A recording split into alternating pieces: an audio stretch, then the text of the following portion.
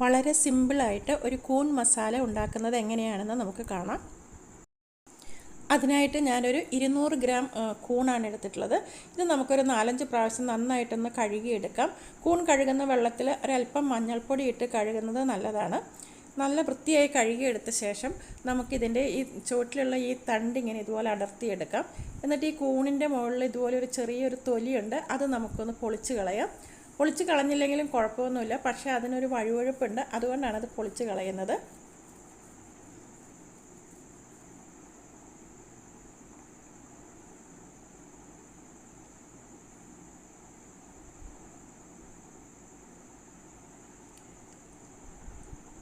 എല്ലാം ഇതുപോലെ തൊലിയെല്ലാം കളഞ്ഞ് വൃത്തിയാക്കി എടുത്തിട്ടുണ്ട്. ഇനി നമുക്കിത് അരിഞ്ഞെടുക്കാം.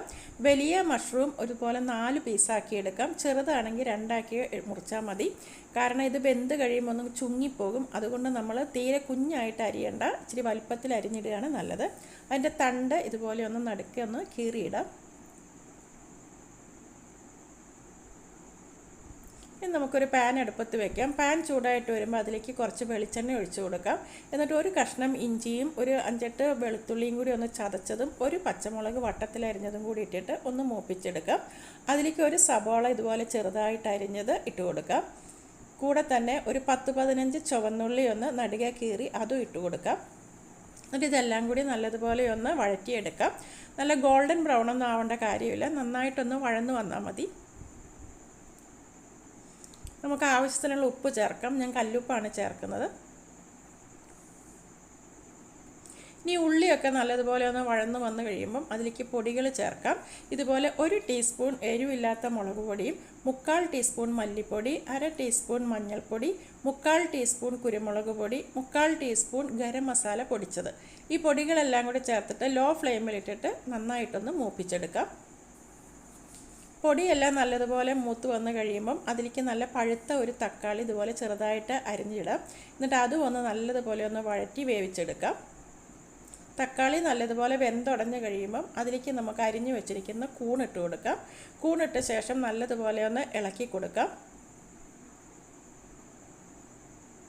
കൂണ് വേവിക്കുമ്പോൾ അതിൽ നമ്മൾ വെള്ളമൊന്നും ചേർക്കുകയില്ല.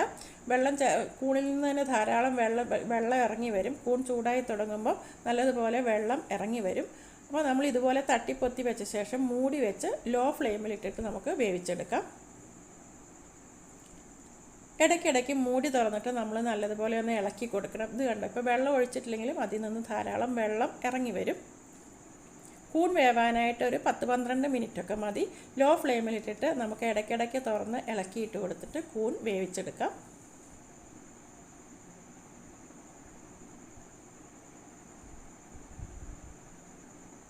കൂൺ നന്നായിട്ട് വെന്ത് റെഡി ആയിട്ടുണ്ട്. ഇനി നമുക്ക് ഫ്ലെയിം ഓഫാക്കാം.